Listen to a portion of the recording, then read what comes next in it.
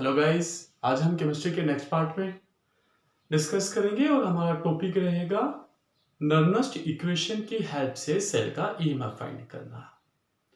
इसको एक एग्जांपल से समझ लेते हैं। अपन एग्जांपल लेते हैं डेनियल सेल का। तो देखो, कोई भी सेल जो होता है उस सेल के लिए ईएमएफ का जो फॉर्मूला होता है that is E equal to ER minus EL। ER electrode potential of right electrode, EL electrode potential of left electrode. In case of Daniell cell में right electrode means कैथोड किसका होता है? Copper का, तो Cu plus 2 Cu। Left electrode किसका होता है? Zn का, तो Zn प्लस 2 Zn। ये इक्वेशन हमारे पास में बन जाएगी। अब हमें वैल्यू चाहिए, किसकी चाहिए? ई Cu plus 2 Cu means copper के इलेक्ट्रोड का इलेक्ट्रोड पोटेंशियल और जिंक के इलेक्ट्रोड का इलेक्ट्रोड पोटेंशियल। इनकी वैल्यू हम फाइंड करेंगे नर्नस्ट इक्वेशन से। ठीक है, तो पहले हम वैल्यू फाइंड करते हैं किसकी? ई Cu2 प्लस Cu की। तो सबसे नर्नस्ट इक्वेशन अप्लाई करने के लिए आपको सबसे पहले क्या लिखना है? सेल रिएक्शन लिख लेनी है। Cu plus 2 plus 2 electron converted into Cu। इसी तरह से जिंक। अब जिंक पे देखो, कॉपर पे रिडक्शन होता है लेकिन जिंक पे क्या होता है? ऑक्सीडेशन होता है। लेकिन ये जो इलेक्ट्रोड पोटेंशियल जो होता है वो हमेशा रिडक्शन पोटेंशियल की फॉर्म में होता है। तो आपको रिएक्शन यहां पे भी किसकी लिखनी है? रिडक्शन की लिखनी है। ये बहुत इंपॉर्टेंट है। तो रिएक्शन क्या हो जाएगी यहां पे? Zn। यहाँ पे Cu प्रोडक्ट बन रहा है वो सॉलिड के फॉर्म में बन रहा है, यहाँ पे जिंक प्रोडक्ट बन रहा है वो भी सॉलिड के फॉर्म में बन रहा है। और इनकी जो सॉलिड जो होते हैं उनकी कंसंट्रेशन हमेशा क्या होती है? 1 होती है। हमें कंसंट्रेशन सिर्फ किसके लेनी है? आयनिक स्पीसीज जो एक्वस फॉर्म में होती हैं इनके लेनी होती है। तो इसके लिए अपन नर्नस्ट इक्वेशन अप्लाई करते हैं। Then E is equal to E naught. E किसका? हमें देखो ये किसके लिए अप्लाई करें? कॉपर के लिए, तो इसको भी कॉपर का लिख देते हैं अपन। E Cu plus 2 Cu minus is equal to E naught Cu plus 2 Cu minus RT upon number of transfer electron कितने हैं? 2, तो 2F Ln concentration of product CuS divided by Cu plus 2। ठीक है, अब देखिए क्या? E Cu plus 2 Cu is equal to E naught Cu plus 2 Cu minus RT upon 2F। अब यहां पे लॉग नेचुरल है, लॉग नेचुरल को log 10 में अगर कन्वर्ट करेंगे तो क्या हो जाएगा? Multiply by 2.303 log base 10। अब यहां पे Cu जो है वो किस फॉर्म में है? सॉलिड फॉर्म में है। और जो सॉलिड होता है उसकी कंसेंट्रेशन हमेशा कितनी होती है? यूनिट होती है, 1 होती है। तो Cu की कंसेंट्रेशन कितनी होगी? 1। तो log बेस 10 यहां पे क्या लिख देंगे? मैं 1 लिख दूंगा और नीचे क्या कर दूंगा? Cu plus 2। ठीक है, ये हमारे पास में इलेक्ट्रोड पोटेंशियल आ गया। किसका? कॉपर के इलेक्ट्रोड का इलेक्ट्रोड पोटेंशियल आ गया। इसी तरीके से हम जिंक के इलेक्ट्रोड का भी इलेक्ट्रोड पोटेंशियल फाइंड आउट कर सकते हैं। E of Zn plus 2 Zn minus या is equal to E naught Zn plus 2 Zn minus RT upon 2F।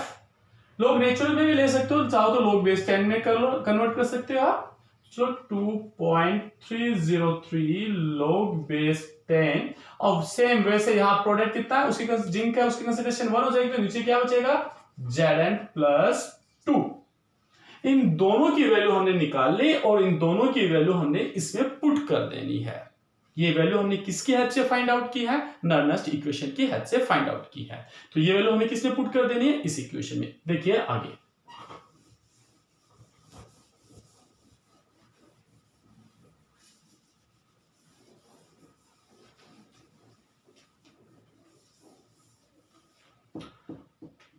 E is equal to, पहले इसकी वैल्यू पुट कर देते हैं हम।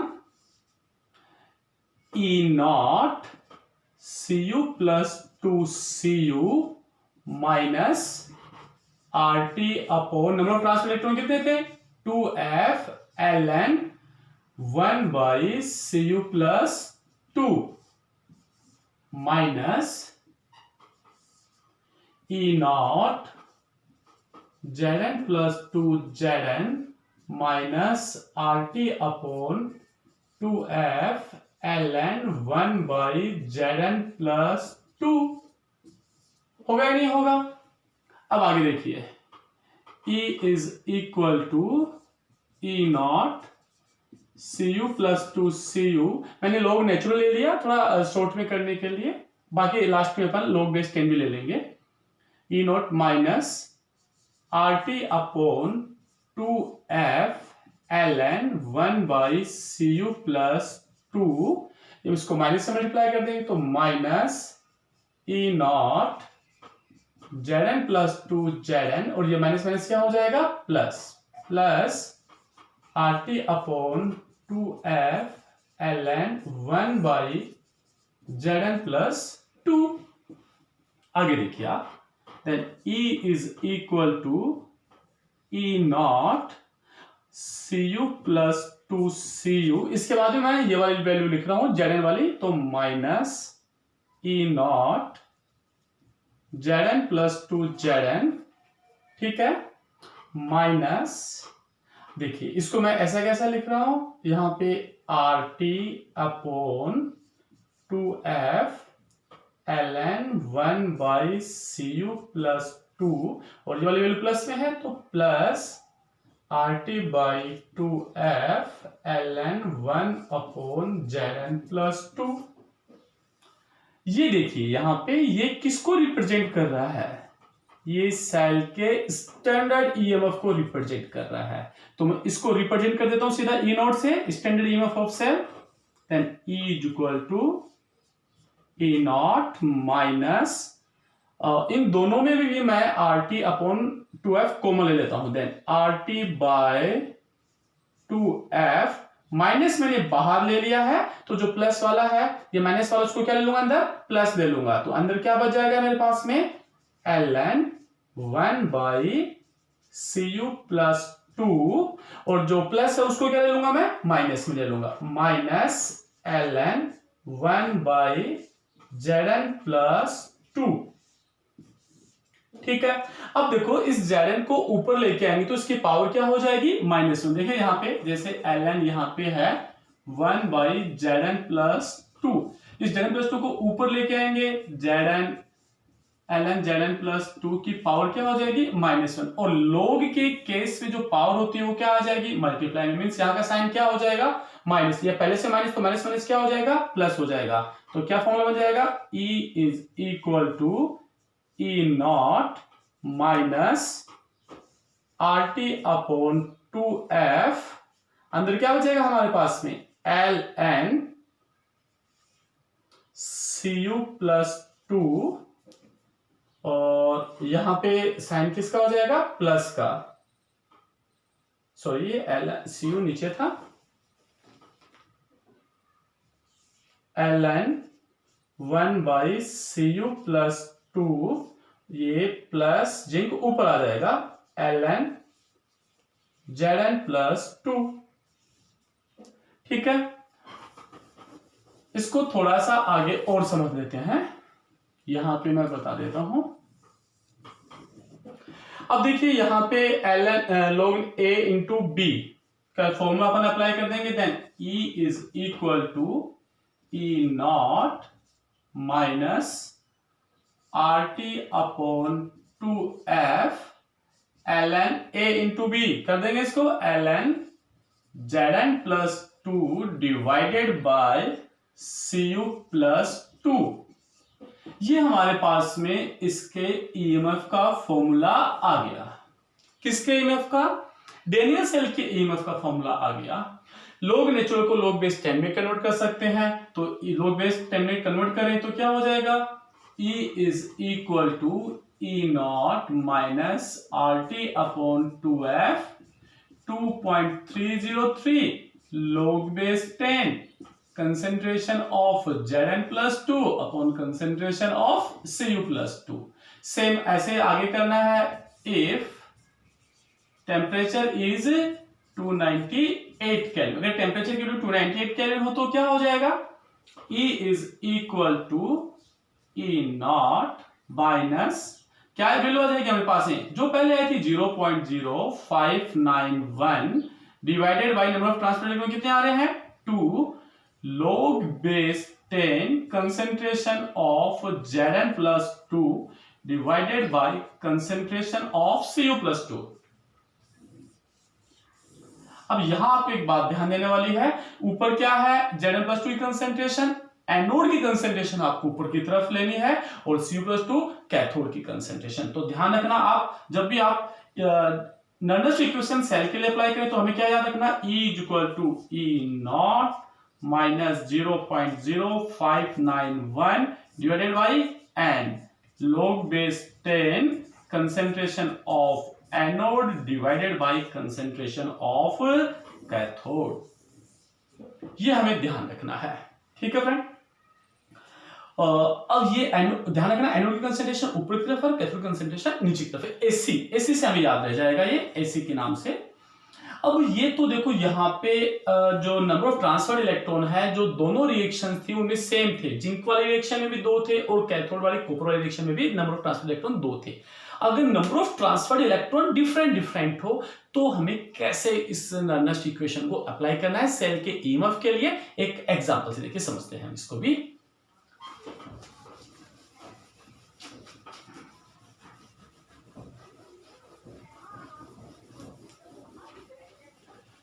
अगर नंबर ऑफ ट्रांसफर्ड इलेक्ट्रॉन क्या हो, डिफरेंट हो दोनों रिएक्शंस में, तो हमें क्या करना है, इसको एक एग्जाम्पल से हम समझ लेते हैं।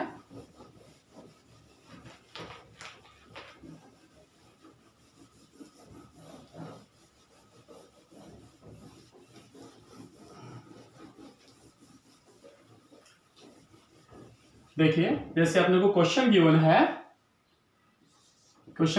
सेल रिएक्शन, सेल गिवन है Ni nickel Ni+2 salt base Ag+1 convert into Ag।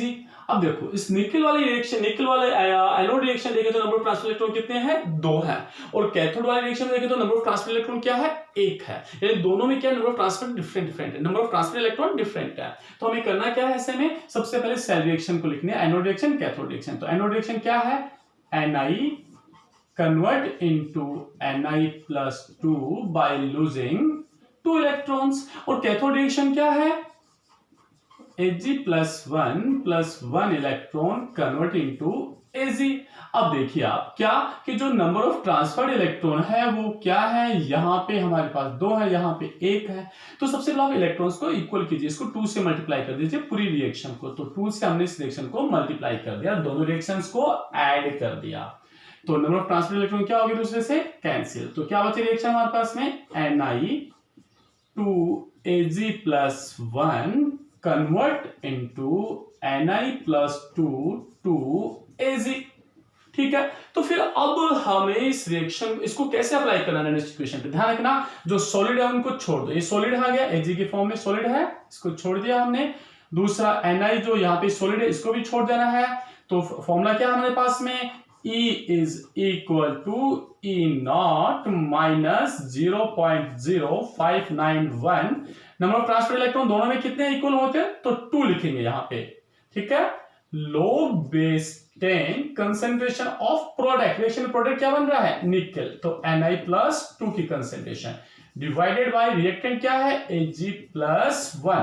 लेकिन Ag के साथ में मल्टीपल भी कितना है, 2 है, तो वो मल्टीपल कहां आ जाएगा, पावर में। जैसे हम इक्विलिब्रियम कांस्टेंट फाइंड करते हैं कि जो मल्टीपल होता है वो कहां करना है, पावर में, वैसे यहां पे भी हमें करना है। इस तरीके से हम अप्लाई इसको कर सकते हैं।